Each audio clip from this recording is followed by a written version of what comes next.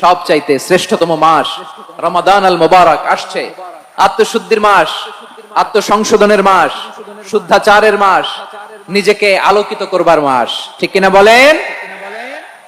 এই রমাদানুল মুবারকে আমাদের কি করণীয়, কি বর্জনীয়, what to do and what not to do, এই টপিকস এর উপর কিছু কথা আপনাদের সামনে উপস্থাপন করব ইনশাআল্লাহ। ওমা তাওফীকি ইল্লা বিল্লাহ। আমার প্রিয় ভাইয়েরা, আমি আমার খুতবার শুরুতে সূরা বাকারার 185 নম্বর আয়াত তেলাওয়াত করেছি, যেখানে আল্লাহ তাআলা কোন মাসে কোরআন আল কারীমকে, মহাবিশ্বের মহাবিশ্বয় কোরআন আল কারীমকে এই পৃথিবীতে নাজিল করেছেন সেটা আমাদেরকে জানিয়েছেন। আল্লাহ তাআলা ইরশাদ করছেন, শাহরু রমাদানাল্লাযী উনজিলা ফীহিল কুরআনু হুদাল লিন্নাস ওয়া বাইয়িনাতিম মিনাল হুদা ওয়াল ফুরকান।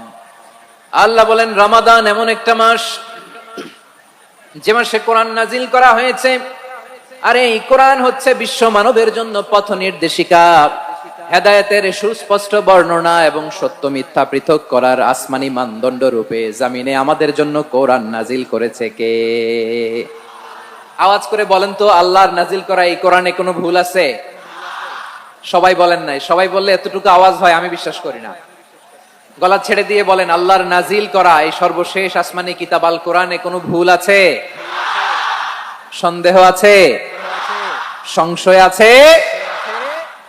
বিয়ন্ডলেস, বাউন্ডলেস, বটমলেস এমন কিতাব যেটা পড়ে গবেষণা করে এর তথ্য, উপাত্ত, ইনফরমেশন, লেসন নিয়ে শেষ করা যায় না। সুবহানাল্লাহ।